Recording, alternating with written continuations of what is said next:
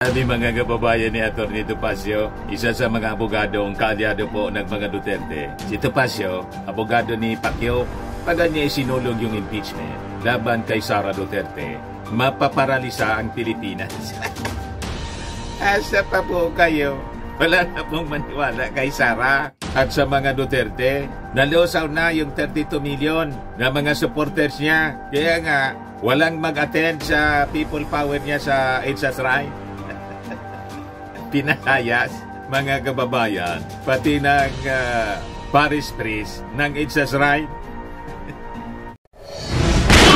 Nagpapagang mga balita at pagtalakay sa mga isyu ng lipunan. Bulsa!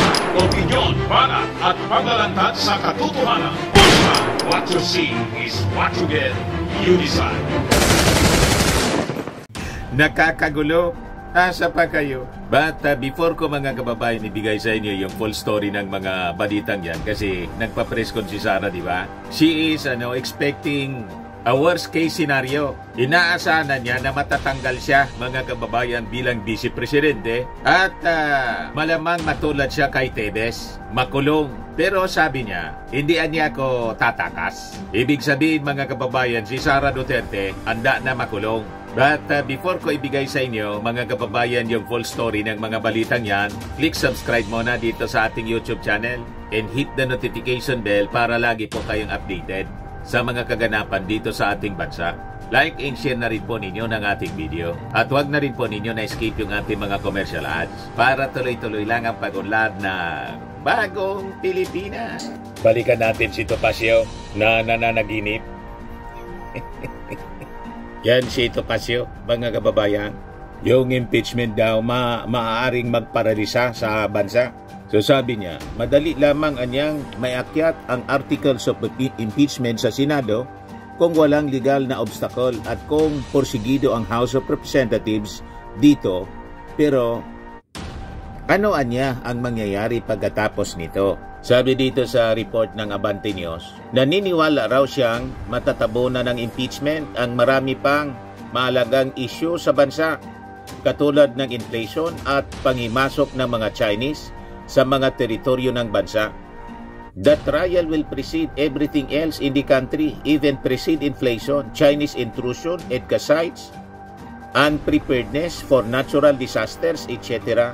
It's going to take so much precedence that the country will be paralyzed, sabi po ni Topacio.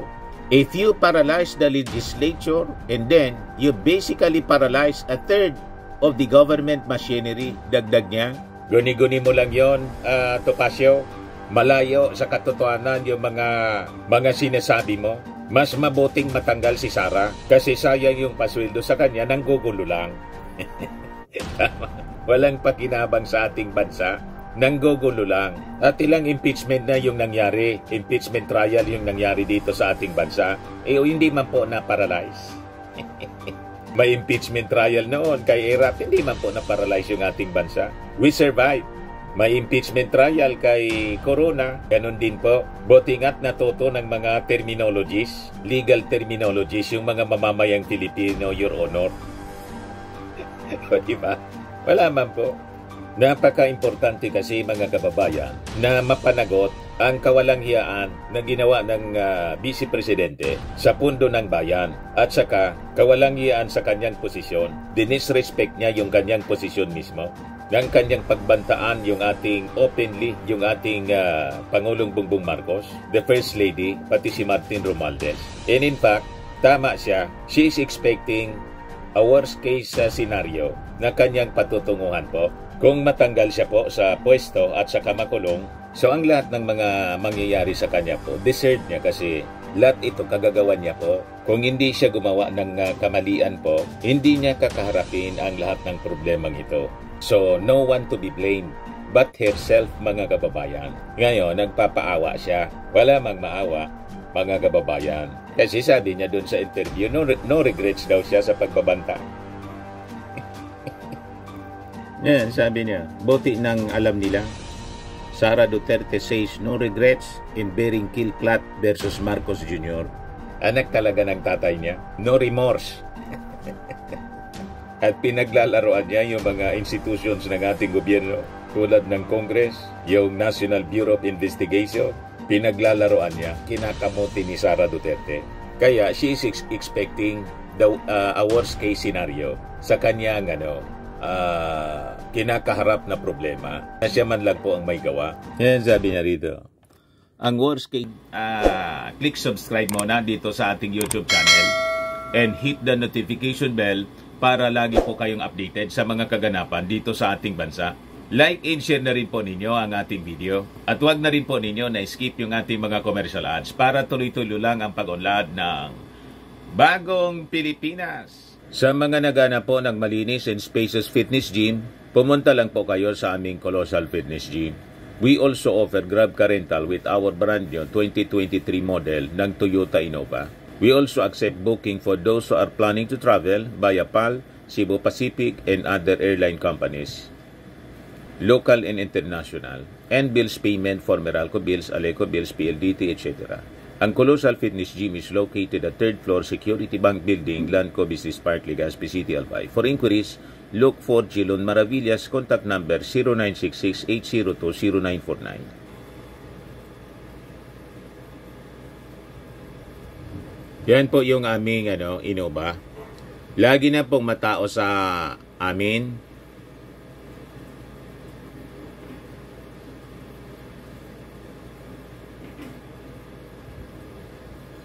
Yan po mga bagong clients namin. Napakaganda at colorful at napakalinis ng aming gym po. Pati mga foreigners po pumupunta sa amin, mga British tourist po sila dito sa Legazpi. Na-set up na rin po yung aming mga brand new gym equipment.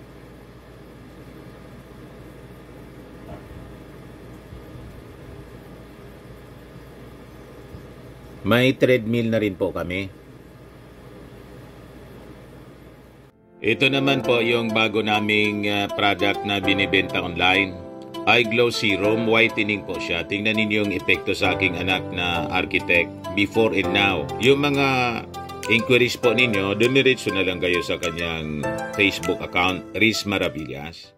Ito naman po, Firmax Firming and Lifting Cream, pinapahid po sa mga pulses and affected area. Mainam po sa paninigas na mga kaso-kasuan. Ito naman po, Automax Radiant Serum. Sa mukha naman yung application, anti-aging po siya. You will look 10 years younger than your age. Sa mga cancer patients naman po, baka lang gusto ninyo itong itry. Neng siya red mixed fruit drink. Hindi mo po siya gamot, food supplement siya. Kaya lang, gawa siya mga kababayan sa goji berry. Yung goji berry may anti-cancer properties. O ngayon, yung mga inquiries ninyo, dumiritso na lang kayo sa aming messenger sa Facebook para masagot namin agad. Ayos pa? Ayos na ayos niya, Mr. Maravilla. Senaryo na nakikita namin is removal from office, impeachment, and then patong-patong na mga kaso. Multiple cases to be filed which the lawyers already told me to expect as well. That is why I just decided to go to the NBI because clearly, not to go to the NBI because clearly, the pronouncement of the President and the USEC of DOJ point to cases to be filed. Siyempre, pa-file lang ka po ng kaso. Hawak na ng mga hawak na ng mga taga-NBI. Yung yung ebidensya, verified na yung video. Yan ang consequences ng daldal na hindi nag-iisip. Yan ang consequence ng pinapangibabaw ang emosyon. Pag emosyon po ang pinangibabaw, siguradong problema ang kakahinatnan mga kababayan. Kaya lang, hindi na kami mag-advise sa iyo kasi hindi ka man nakikinig pati sa mga advisors mo. Takot siguro sa iyo lahat ng mga advisors mo, pati yung tatay mo. Sa bagay, yung tatay mo, parehas kayo. Kaya, parehas yung kinakaharap ninyo na mga problema. Tama po, mga kababayan? O ngayon, nag-react yung NBI matapos niyang isnabin sa pangalawang pagkakataon yung subpena. Ito ngayon yung report ng ng UNTV. Pakinggan po natin. Yan po mga kababayan, si Director Jimmy Santiago, dating judge. Kung ang reason lang kaya hindi sisipot ay Christmas party, that is not justifiable. The Vice President showed courtesy by sending her counsel talking to us, at may letter na ganun, enough na sa akin yun. Hindi na ako masyadong, kumbagay, mapil na parang napagwalang bahala. President Sara Duterte na dumating sa tanggapan ng National Bureau of Investigation ngayong araw. Tanging kanyang legal counsel ang nagpakita sa opisina ng NBI, dala ang liham mula sa Vice Presidente. At dahil hindi nakadalo sa tanggapan ng National Bureau of Investigation si VP Sara, magsesentro na lang ang investigasyon ng NBI sa mga hawak nilang ebidensya. Siyempre, di ba? Akusahan ka, hindi ka sumagot, your silence condemns you. Ayun, mga kababayan. Pag ikaw anya iniimbitahan at hindi ka sumasagot sa investigasyon anya, your silence condemns you.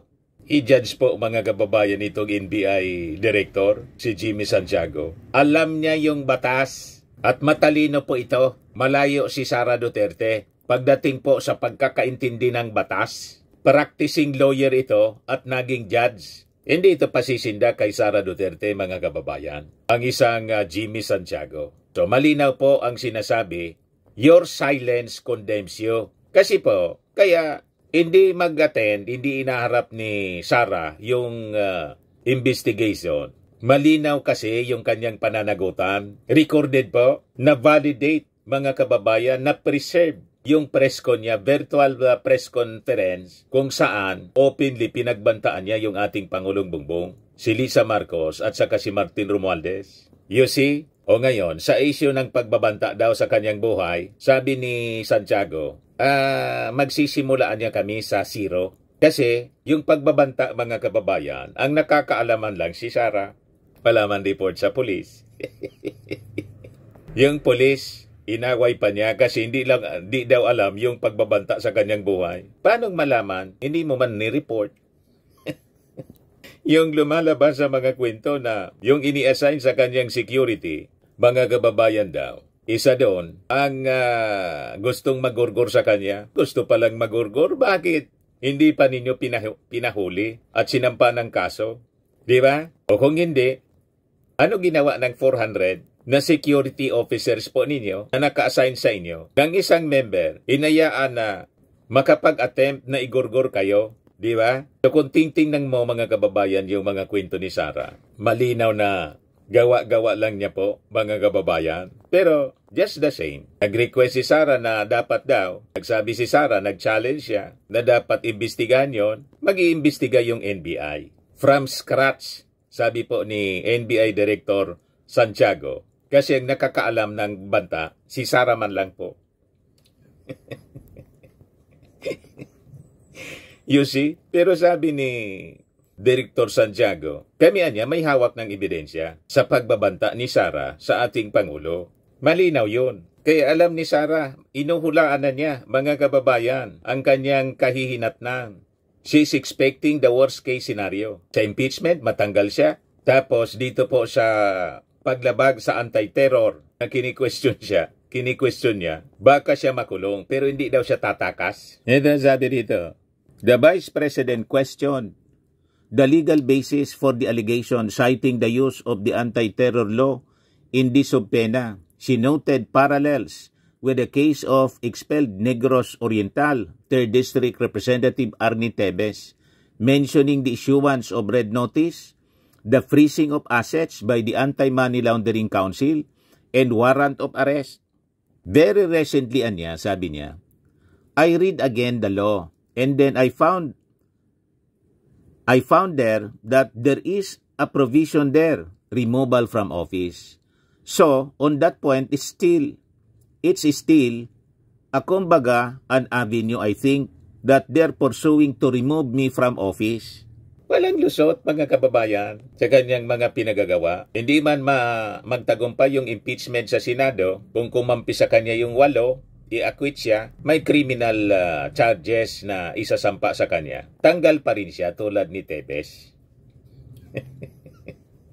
Dito ko mga kababayan naintindihan kung bakit hindi interesado sa impeachment yung ating Pangulo. Diba? Nag-text siya sa Congress. Wag na niya. Kasi unang-una, baka yung mga kakampi ni Sara, mga kababayan sa Senado, I-acquit man lang. Although sabi ko nga, mga kababayan, tatablahin natin sa 2025 at 2028 ang lahat ng senador na kakampi kay Sara. At isa pa, divisive po ang impeachment. Kaya siguro ayaw ng ating Pangulong Bongbong. Pero dito sa paglabag sa anti-terror law, tatamaan dito si Sara. May ebidensya na pong malinaw.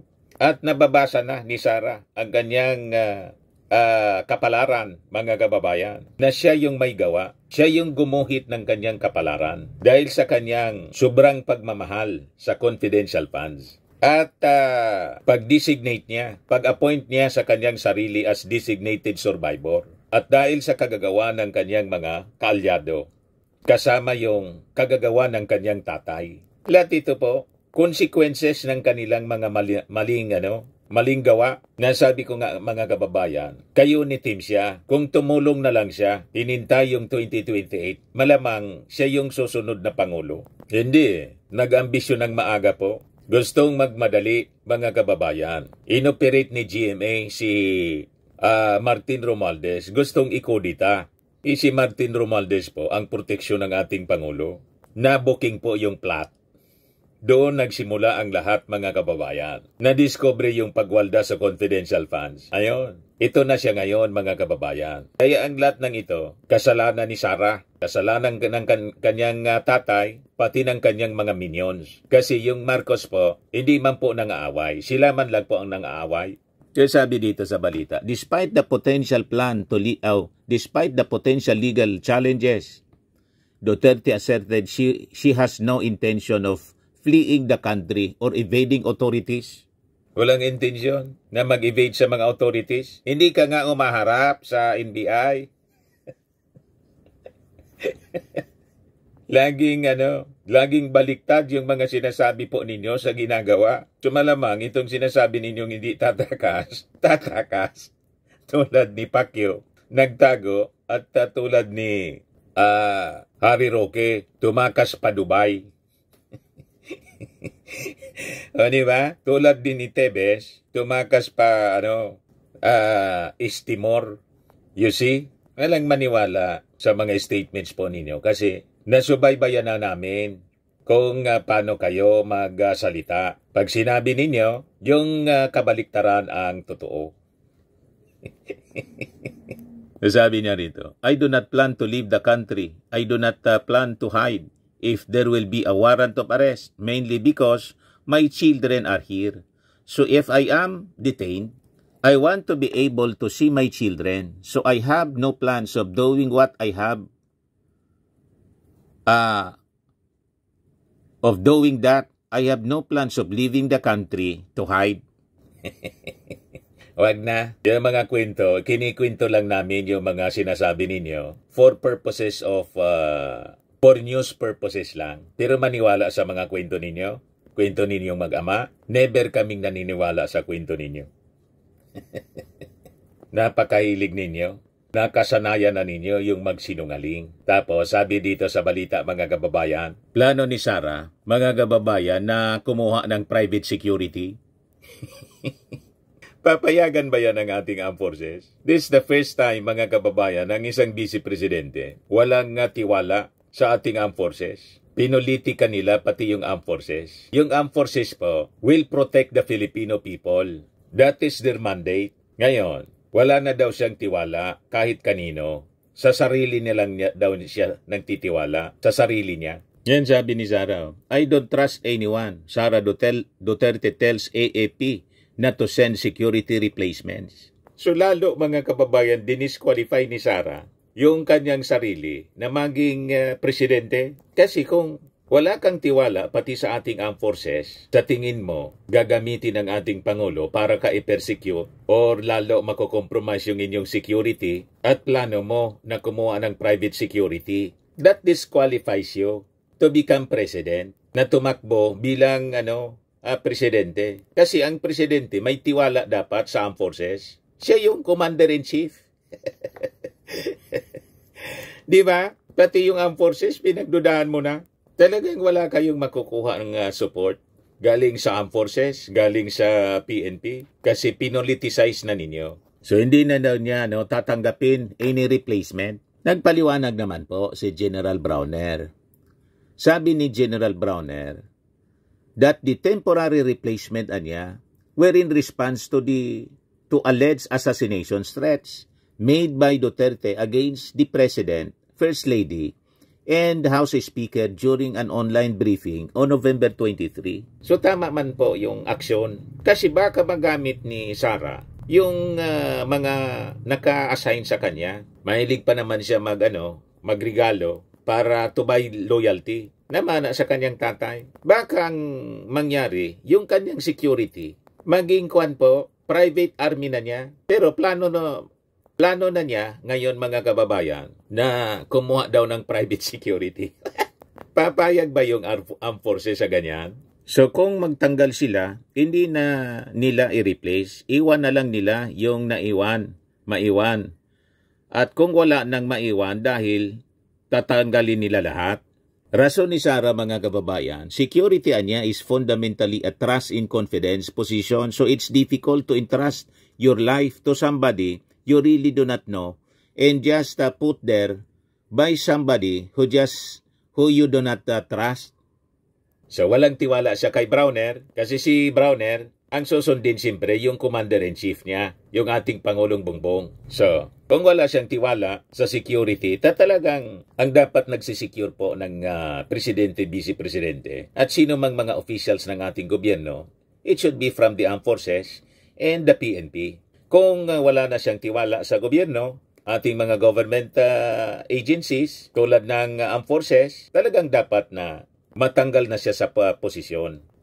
Para kung gusto niya ng private security, at least hindi na siya vice-presidente. Tama pa. Kasi baka ang mangyari niyan, yung kapwa members ng armed forces ay siyang nagbakbakan. Ngayon, kung kukuha siya ng private security, baka ganun din po ang mangyari. So, magkakagulo lang po mga kababayan dito sa ating bansa. Magiging banta na sa national security itong si Sara Duterte. And siguro, with this statement na kanyang sinabi po, pag-aralang maigi ng ating national, ng armed forces, ng PNP, at ng Department of National Defense, National Security Council. Yan, sabi ni Sara. Iniisip daw niya na kumuha ng private security. But she quickly qualified that it would not be tantamount to having her own private army, saying only professional security services would be considered. So it's not considered as a private army. And I do not know if these individuals are allowed to bring guns. So that makes them less of being an army, sabi ni Duterte. So paano siya i-defend? Paano isi-secure yung kanyang buhay kung hindi armado? Di ba mga kababayan? Malabo. Sasalagi ng mga kamay ng kanyang mga bodyguards ang bala in case may mag-ambush sa kanya. Tulad ng sinasabi niya na may gustuan niyang pumatay sa akin. Gumawa si Sara mga kababayan ng sariling multo na kanyang kinakatakutan. Yan ang problema kay Sara. Kaya nga sabi natin, ang maganda kay Sara na dapat niyang gawin, mag-seek ng professional advice. Kasi yung mga pinagsasabi niya, masyado na pong malabo. Palabo ng palabo, nawala na po sa reason. Logic and reason. Tama po? Kailang, ba't pa tayo mag-advise sa isang tulad po ni Sara Duterte na hindi man po nakikinig ng sound advice? Kaya ang i-apply na lang po natin dito, yung sabi ng isang French emperor, si Napoleon Bonaparte, do not disturb your enemy when he is committing mistakes. Tama pa? Choice niya to, mga kababayan. Lahat ng kinasada kanyang problema, siya yung may gawa. Wala man nag-advise sa kanyang gawin. Lahat ito, ginawa niya on her own, mga kababayan. Yung paggamit ng pundo ng confidential funds po sa mali, wala man nagsabi sa kanyang gamitin mo ito sa mali. Tama pa, mga kababayan?